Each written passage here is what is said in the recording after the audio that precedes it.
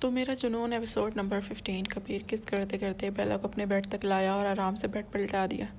बेला ने इसकी शिद्दत को अपनी तेज़ तेज़ सांसें लेकर खुद से दूर किया।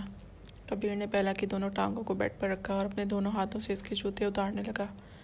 परी, आई स्वेयर, मेरी चाहत, मेरे जुनून में तुम अपना आप खो दोगी। मुझे नहीं पता कि अचानक से तुम क्यों इतना बदली हो और ऐसा रिएक्ट क्यों कर रही हो। सारी बातें अलग, लेकिन कुछ तो है तुम्हारे और मेरे दरमियान जो मैं ऐसे तुम्हारी तरफ खींचा चला आता हूँ जैसे सिर्फ दुनिया में तुम ही हो।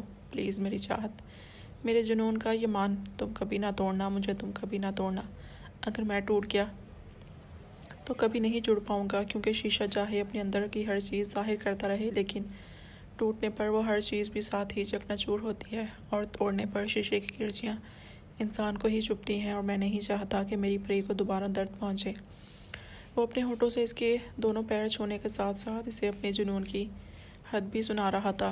बेला को इसके होंठ अपने पाँव में महसूस हुए तो इसने हटाना चाहा, लेकिन कबीर ने इसके दोनों पैरों को अपने हाथों की जीनत बना दिया था और जगह जगह अपना लिम्स छोड़ने लगा, जिसकी शिद्दत और तपिश से बेला के मोम के दिल पे लगी और एक जंजीर खुलती जा रही थी। शायद कबीर अपने काम में कामयाब हो रहा था, शायद वो अपने जुनून का अपनी परी को एहसास दिलवाने में कामयाब हो रहा था।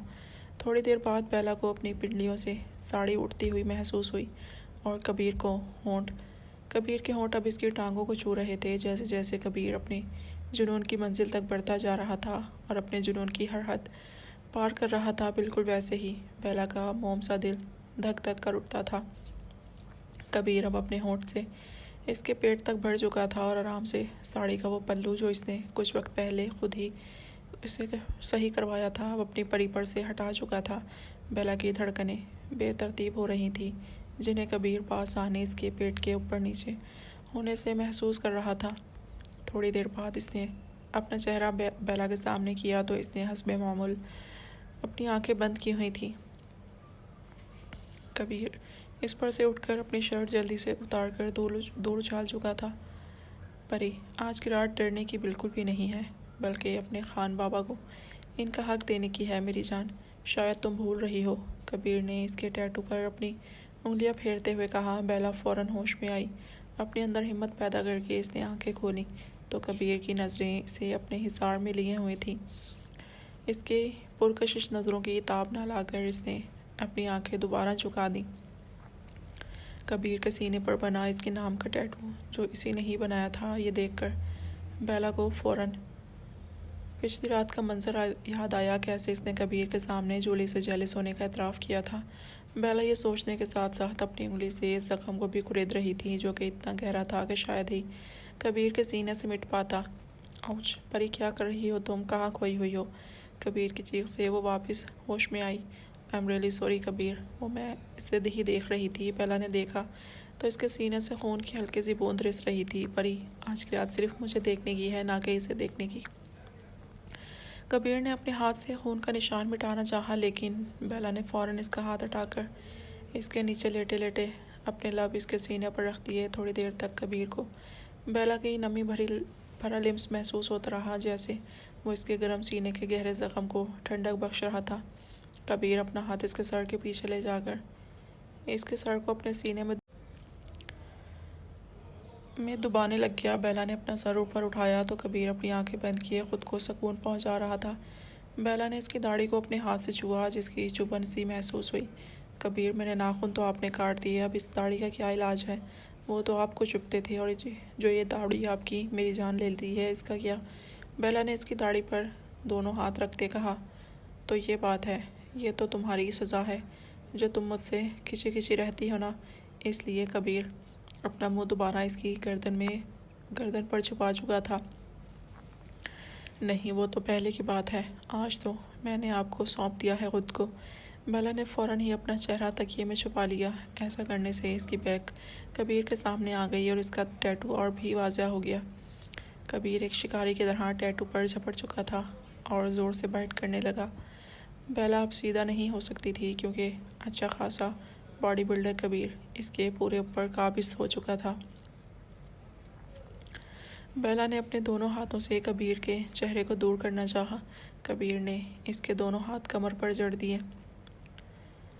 थोड़ी देर बाद वो इससे जुदा हुआ था।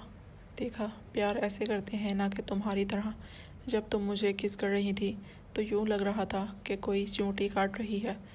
कबीर ने इसका मजाक उड़ाया। जी नहीं, मैं आराम से प्यार करती हूँ, आपकी तरह नहीं। बेला ने नाराज़गी जाहिर की। अच्छा, मैं कैसे करता हूँ जो मेरी तरह नहीं? कबीर ने इसकी नाक को दबाते हुए कहा।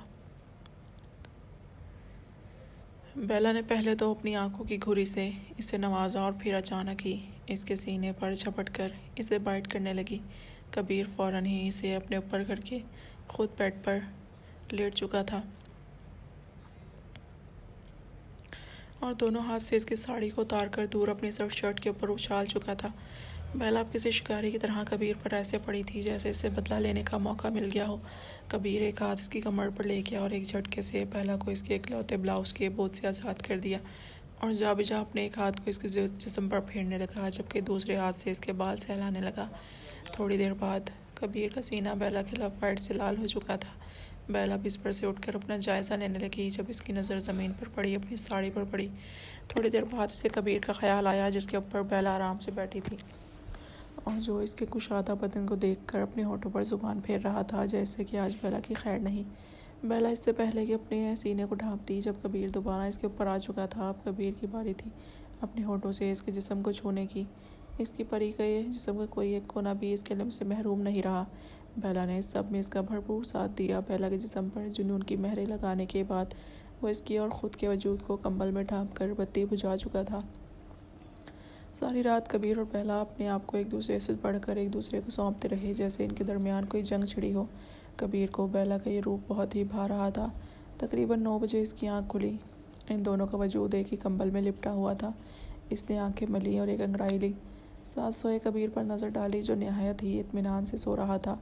बेला ने जल्दी से कबीर की शर्ट को अपने जिस्म से उतारा और साइड पर रख दिया। जैसे ही अपनी साड़ी उठाने लगी तो एक झटके से कबीर ने इसके हाथ से इसको खींचकर अपने ऊपर गिरा लिया।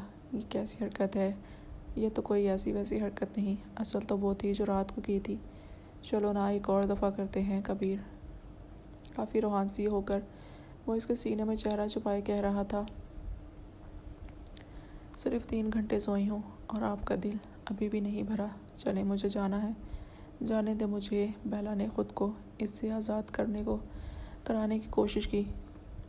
और वैसे भी आज तो नई ज़िंदगी की शुरुआत है। मतलब आज तो आपकी जूली से मंगनी है, तो जल्दी से उठ जाएं। इसने साड़ी उठाकर अपने ऊपर लपेट ली और पास पड़े मोबाइल को उठाया जो रात ही कबीर ने इसे तोहफे में दिया था। कबीर, मेरा दूसरा गिफ्ट कहाँ है? बेला को रात कबीर की कही हुई बात याद आई तो बोल पड़ी। हाँ परी, वो मैं तुम्हें आज रात को दूंगा। कबीर ने आँख मारते हुए कहा। आज रात को? तुम क्या? मैं तुम्हें एक कीमती तोहफ़ा देने वाली हूँ कबीर खानज़ादा। पहला ये दिल में कह कर पाई और वहाँ से उठने अपने क्वार्टर वाले रूम में चली गई। फ़रहान को कॉल करती हूँ, बेला ने मोबाइल को टटोलते हुए सोचा। नहीं, कबीर ने क्या पता इस मोबाइल की सेटिंग अपने तरीके के मुताबिक की हो और अगर इसे पता चल गया तो मेरे इरादे तो तेल लेने गए। फिर बेला ने सोचा कि वो इस फ़ोन को अपने साथ नहीं रखेगी। दूसरी तरफ कबीर ने अपना मोबाइल उठाया और इसके मोबाइल की लोकेशन ट्रेस की। ओह, तो मैडम अपने रूम में है अब तक। मैंने ये ड्रेस नहीं पहनना। जूली ने वो ड्रेस जो बेला इसके लिए लाई थी दूर उछाल कर कहा। जूली, मुझे और भी काम है, नहीं तो ना सही जो दिल में आए वही पहनो, मुझे भी तैयार होना है। बेला इसके नखरे कहाँ बर्दाश्त कर सकती थी, इसलिए एक ही बार कहकर वापस चली गई। जूली ने जल्दी से दरवाज़ा बंद किया और अपनी वार्डरोब का दरवाज़ा खोला। इसमें एक शॉकिंग कलर की मिनी स्कर्ट पड़ी थी जिसके साथ इसी तरह का हाफ ब्लाउज़ भी था। आज की रात हमारे मिलन की पहली रात थी जान, मैं कैसे भूल सकती हूँ। इसीलिए मैं तुम्हारी ही दी हुई ड्रेस पहनूंगी, ना कि इस दो कौड़ी के हाथ से दी हुई, जूली ने जल भुनकर कहा। सभी हॉल में मौजूद थे। हर तरफ गहमा गहमी थी। हॉल के एक तरफ ड्रिंक का एहतमाम किया गया था तो दूसरी तरफ स्टेज अरेंज हो रहा था जिस पर दोनों साथ ही बैठे थे। बड़ी बड़ी पार्टी के मेंबरान भी शरीक थे जो एक तरफ हैरान थे तो दूसरी तरफ खुश भी थे। कहाँ हो तुम? इसने बैठे बैठे कबीर से बचकर मैसेज किया जो कि ग्रीन और ग्रे कंट्रास्ट के कुर्ते पाजामे मलबूस था और आम दिनों से हटकर ज़्यादा ही हैंडसम लग रहा था। अपने दाएं जानिब लड़कों का ग्रुप है, वहाँ चेक करो। इसका रिप्लाई पढ़कर इसने अपनी नज़रें वहाँ की तो वो इन सब की भीड़ में खड़ा था। जूली ने इसे देखा तो हाथ के इशारे से हाय कहा। वो अब स्टेज की जानिब बढ़ रहा था। हाय मिस्टर कबीर खानज़ादा, मैं वसीम। पहचाना मुझे? इसने कबीर की जानिब अपना हाथ बढ़ाकर कहा। कबीर ने इसके चेहरे को देखा। हल्की हल्की दाढ़ी, हेज़ल आंखें, एक कान में बाली और बालों की पोनी से कैद वो किसी गुंडे से कम नहीं लगा था। नहीं, आपको बिल्कुल नहीं पहचाना, कबीर ने हाथ मिलाकर कहा।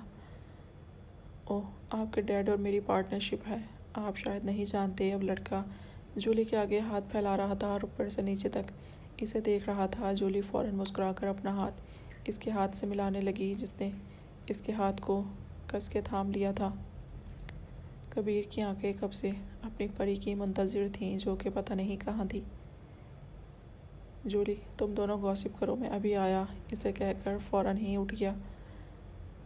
हाँ मिस्टर वसीम, बैठिए। जूली ने अपने साथी से बैठने का इशारा किया। कैसी हो जूली? मैं गर्ल, ये तो वही ड्रेस है जो मैंने दी थी। You are looking very hot, Wasim ने आहिस्ता से इर्द गिर्द नज़र घुमाकर जूली को कहा। और मेरा बच्चा कैसा है? वसीम ने इसके पेट पर इशारा करते हुए कहा।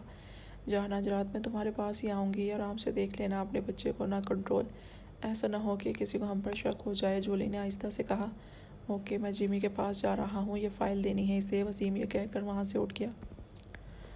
ओह, होने वाले दूल्हे राजा, के दूसरी मर्तबा होने वाले दूल्हे राजा कहाँ जा रहे हैं? पहले के पास कबीर अभी बाहर कदम रखने ही लगा था जब कुछ क्लाइंट्स ने इसका रास्ता रोक लिया। नहीं, मैं तो बस रिलैक्स होने जा रहा था, बाहर हवा चली हुई है ना, इसलिए कबीर ने हंसकर अपना शगुफ़ा छोड़ा। ओके, हैव सम ड्रिंक, एक आदमी ने इसे ऑफ़र की, जो इसे ना चाहते हुए भी एक्सेप्ट करनी पड़ी। कहाँ है बेला? कबीर अब सच में परेशान हो रहा था जब सामने से आती हुई वो दिखाई दी। एक अनोखी खुशबू का एहसास सबको पलटने पर मजबूर कर गया। परी, कबीर तो अपनी पलकें झपकाना ही भूल गया था। वाह, सो ब्यूटीफुल, बहुत से लोग अब इसे देखकर कह रहे थे। कबीर ने इर्द गिर्द देखा तो नज़रें अपनी परी पर गिरती महसूस हुई। जूली अपनी मुट्ठियाँ बींच ली और स्टेज से उतर आई। गाइस, आज की ब्यूटीफुल और हॉट गर्ल वो है, सो हमें अटेंशन इधर करनी चाहिए। कबीर ने जूली को देखा जो अपने हुस्न पर गरूर करने में मगन थी। बेला के पास यहाँ बैठने का बिल्कुल वक्त नहीं था, इसके पास 2 घंटे बचे थे। मोबाइल अभी भी इसके हाथ में था, इसलिए वो ऊपर वाली मंजिल में चली गई। ये लड़की जा कहाँ रही है? शायद इसे बुरा लगा मेरा ये कहना, लेकिन मैं भी इन लोगों की नज़रें इस पर पड़ती नहीं देख सकता था। कबीर ने इसको देखते हुए सोचा।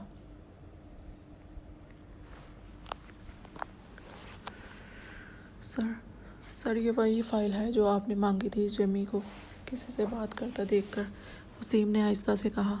जेमी ने दूसरे बंदे को एक्सक्यूज़ किया और वसीम को पकड़कर इसी जगह आ गया जहां बेला जेमी के ख़िलाफ़ सबूत ढूंढने की प्लानिंग कर रही थी।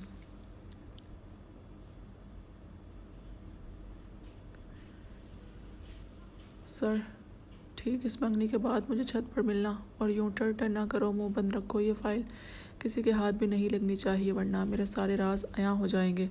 तुमने जो कहा इसके बदले में मैंने जूली की इंगेजमेंट करवा दी और शादी भी हो जाएगी। अब अगर ज़रा सी भी धांधली की तो तुम्हें ऊपर भेज दूँगा। तो अंकल, आप ये फ़ाइल जला क्यों नहीं देते? अगर इसमें आपके काले करतूत और सारे जुर्म का। सॉरी, वसीम ने जब जिमी का लाल चेहरा देखा तो डर गया, और इसको अभी तक इसलिए रखा है ताकि मैं इन्हीं सबूतों को अपने काम के लिए इस्तेमाल कर सकूँ, यानी कि बदल सकूँ, ताकि आगे मुझे अगर पुलिस के सामने पेश भी किया जाए तो मैं इनके आगे बदले हुए सबूत देकर ख़ुद को गलत साबित कर सकूँ। और हाँ, जैसे ही पार्टी ख़त्म होगी तो तुम मुझे छत पर मिलना। जिमी ये बात कहकर चला गया। बेला ने वसीम के हाथ में वही फ़ाइल देखी जिसे हासिल करने के लिए वो अपनी मंजिल की एक राह तलाश कर सकती थी।